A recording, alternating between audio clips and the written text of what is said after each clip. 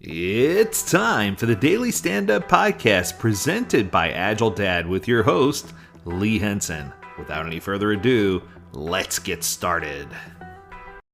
It's Friday and it's time for our Agile Not So Agile episode of the Daily Stand Up Podcast. And I thought today we would talk about communication styles, specifically three toxic communication styles that tend to end relationships. Now, for quite some time, I've talked about this with peers, with friends, with people in class, and we always talk about the best ways to communicate, but sometimes we miss some of the let's try not to do these things.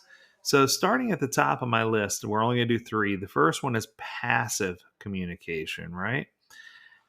So passive communication is very, very interesting. This is when you ignore or mask the truth about how you really feel or what you want, usually as a way to avoid conflict.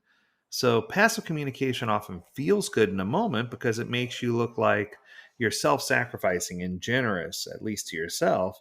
It always fails in the long run because fundamentally you're being dishonest. So, a relationship built on lies, even nice ones, will eventually fall apart. A passive communicator will inevitably become resentful because their needs just aren't being met. They'll also feel guilty because, on some level, they know that they should be honest and they're not being honest.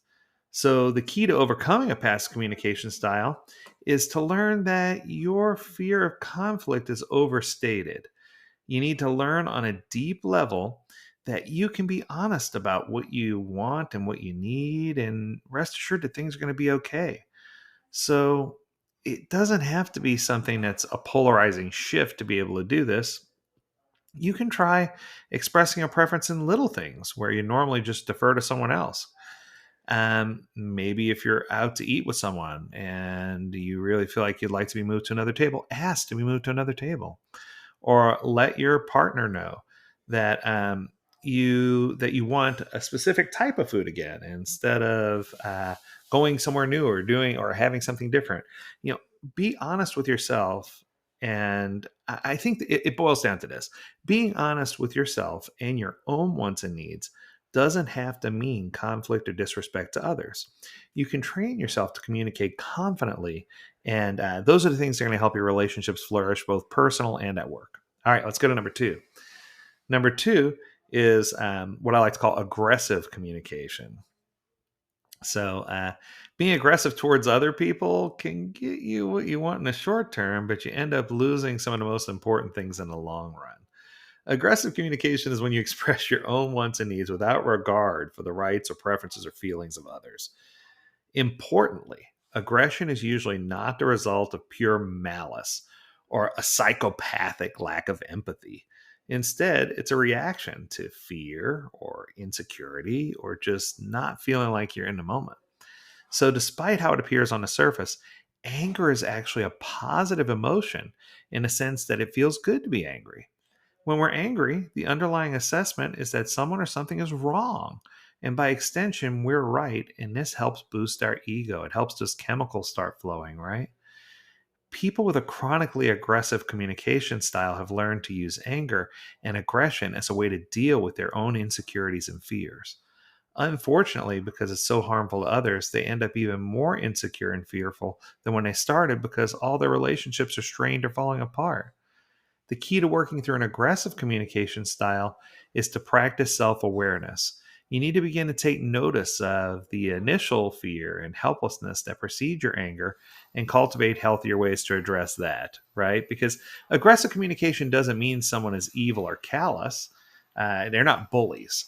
It means that they're afraid and don't know how to help themselves. And the best way to help yourself or someone else in an aggressive communication style is to do things that you can be proud of in a healthy way. Help someone out with a small task, volunteer your time, share your fears in small ways. Don't be afraid to communicate. When you build the confidence to acknowledge your fears, you won't need aggression to cover them up. That's a good quote. All right, how about number three, last one? How about passive aggressive communication? I know many of you are laughing right now because this is probably my one of my largest pet peeves. If you may identify my top two pet peeves, this would definitely be one of them. A passive aggressive person is too afraid to be honest and too angry to be quiet. So they resort to veiled threats and sarcastic humor to express themselves. Passive aggressive communication is when you're too angry to keep quiet, but too afraid to be honest.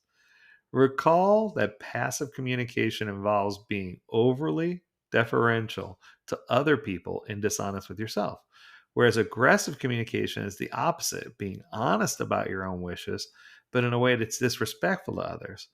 The third toxic form, passive aggressive, is the worst of both worlds. This is where you're dishonest to yourself and disrespectful to others at the same time. The key to working on doing passive aggressive communication style is to address both your anger and fears in more productive ways. The most practical thing you can do to eliminate passive aggressive communication is to simply stop using sarcasm. Sarcasm is a crutch that prevents us from speaking our minds honestly and directly, and at the same time, an instrument for trying to make others do what we want. It's not necessarily easy, but cut the sarcasm out of your life, and your relationships will improve dramatically. I'm biting my tongue to not say those three letters, and if you know me well, you know what three letters I want to say so bad right now. I think that these communication styles really do make us all focus on one thing. And I mentioned it once and it was in passing, so I'm going to mention it again here: self awareness. I think that if we can become self aware of how we communicate and how our communications impact others and the things that we say and do, I think that's going to help us grow both spiritually, mentally, emotionally. It's going to help us really get a better understanding of who we are and how we navigate some of life's biggest challenges. So I think that if we can regain focus, especially in this new year, regain focus and build positive relationships, that it's going to help us both at work and at home, and we're going to have a better life. That's going to do it for today's episode. I hope you enjoyed it. If you have a topic you want us to discuss, especially a Friday-based topic, reach out to us. Learn more at agiledad.com. We'd love to hear from you. As always, we encourage you to stay healthy, stay well, and stay agile, my friends. Until next time, do take care.